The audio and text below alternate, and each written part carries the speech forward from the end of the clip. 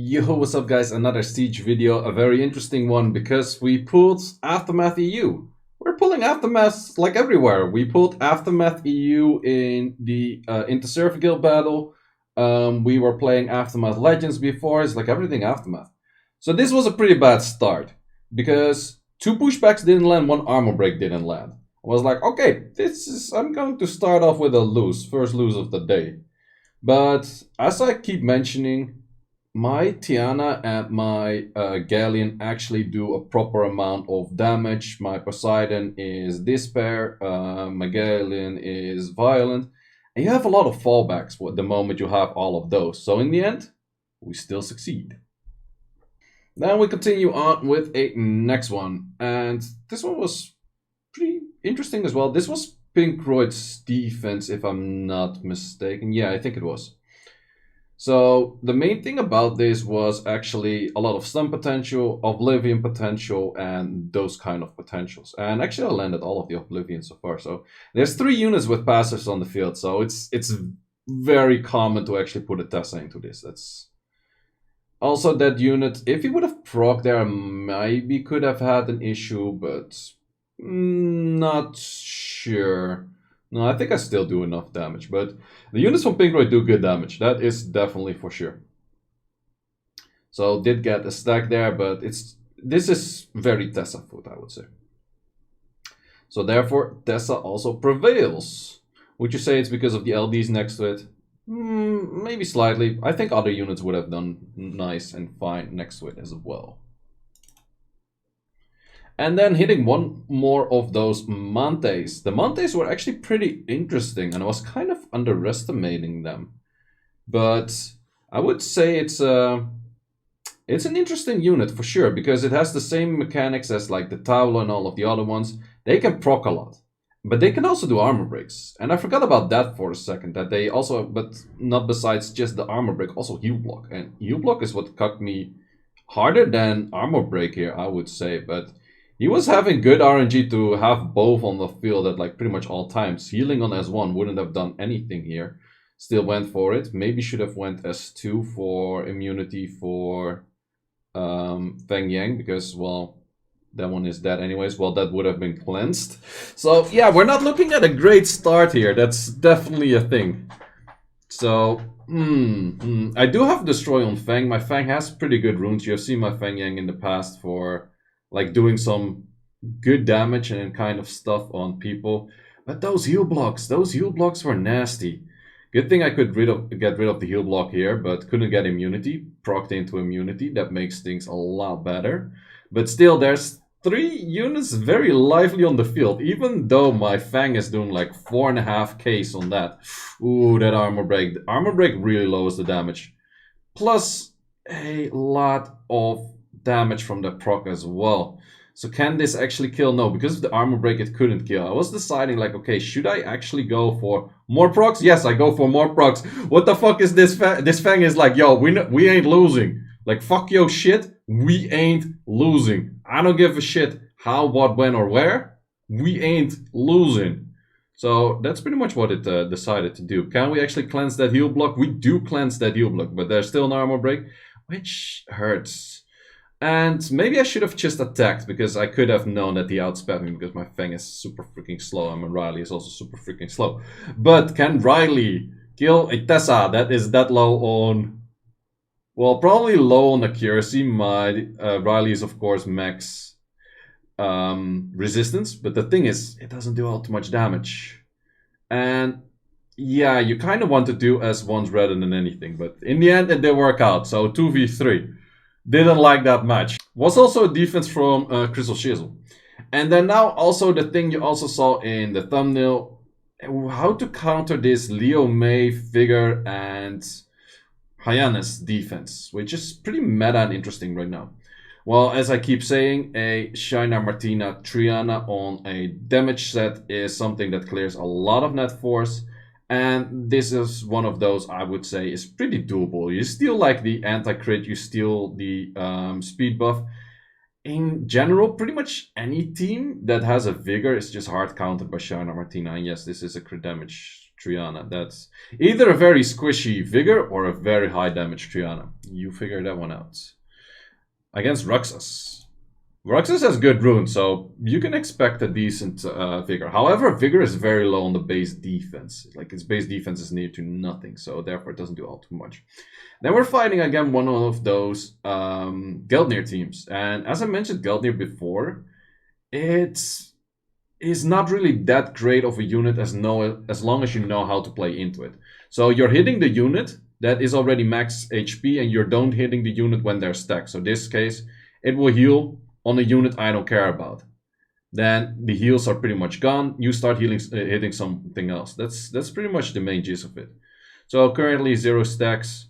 I would say that this is a very good offense though. Geldnir, Ophelia +1 that counters something, I think is one of the stronger offenses you can bring, unless you get like AoE CC'd and shit, but even then, I feel like it's a very, very strong offense. Defense-wise, don't like it all too much. Not sure if it took any wins whatsoever.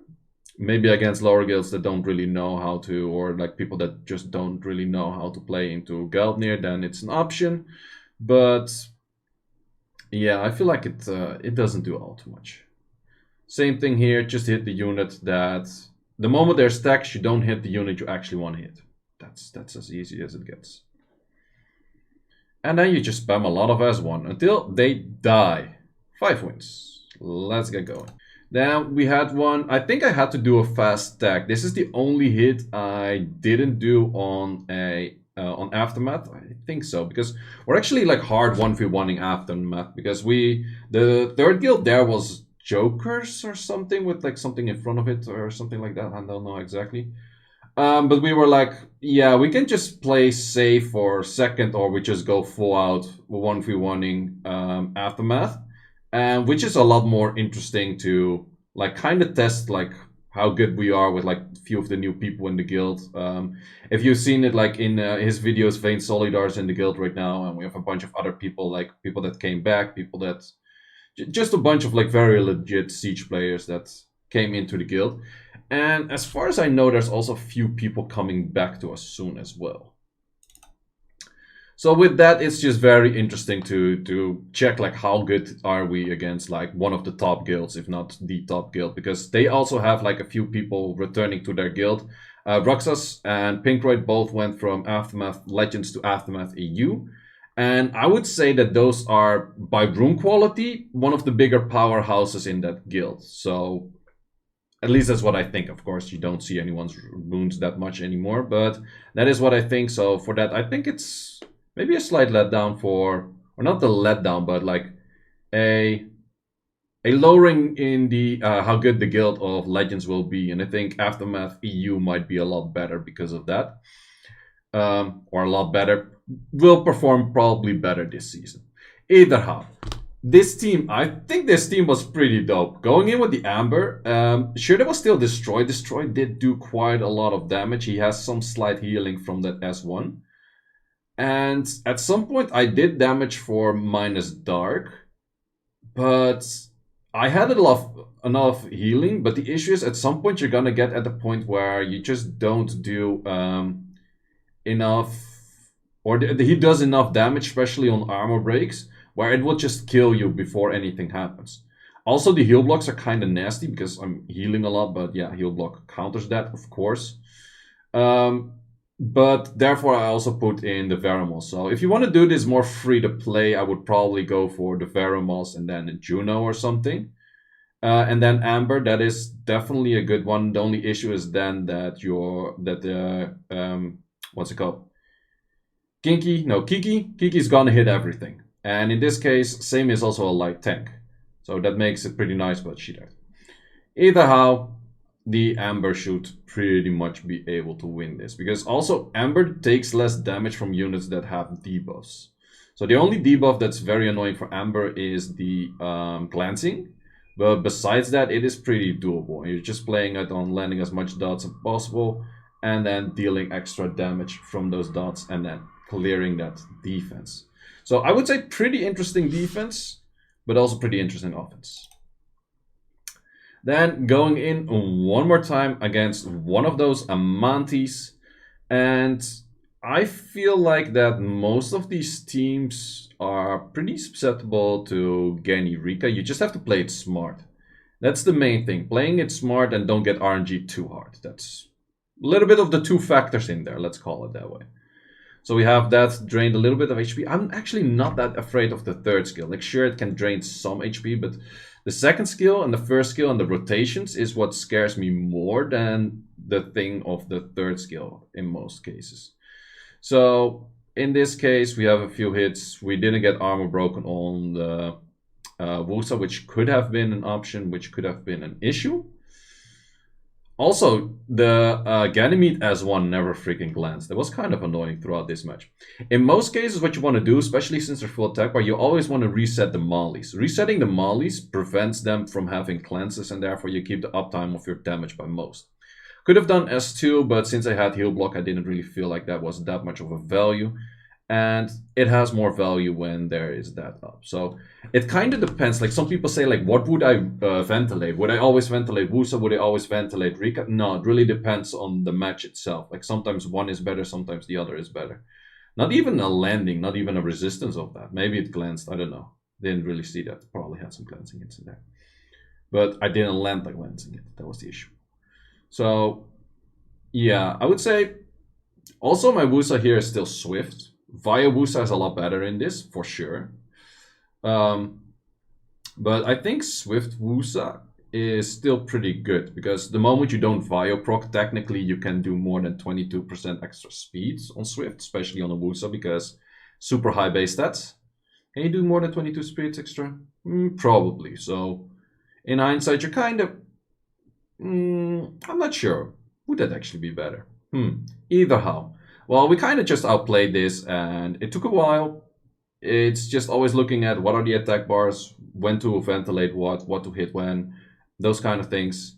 And in most cases, this team does prevail for me. But you can't use this team in all too many things these days anymore. And then, why was it on the thumbnail? People are going to ask for what kind of Lushen was that in the first place. We have to counter the Liu Meis in this team. And how you do that is you simply make them disappear. Easy, right? And then once you do that once, you put that same rune set and using some amputation magic, and you make them disappear. Easy, right? So that's how you counter those. Just so you know. Well, you actually have to outspeed and that kind of shit. Just so you know, just so you know. And that also then means a 10 out of 10. Plus we isolated some bases. So yeah, we actually went for hard cuts both ways. In the end, Aftermath EU did win, but it just by like 500-600 points-ish. Was a pretty fun siege in the first place. I haven't Lushened in like ages. I didn't even know that my Lushen did that much damage. I was still thinking that my best Lushen setup was with a Rage Broken set. But apparently I've farmed enough giants that I suddenly have a blade set that makes a lot of sense. So my Lushen set does do a good amount of damage, I would say. Maybe I should Lushen more. The issue is with me Lushening, I have to re-rune from my dungeon teams to my Lushen, because my Lushen runes or runes that would be on the Lushen are mostly on my dungeon team. So therefore they're not there all the time. Either way, guys, I hope you enjoyed this siege against Aftermath EU, and as always, see you in the next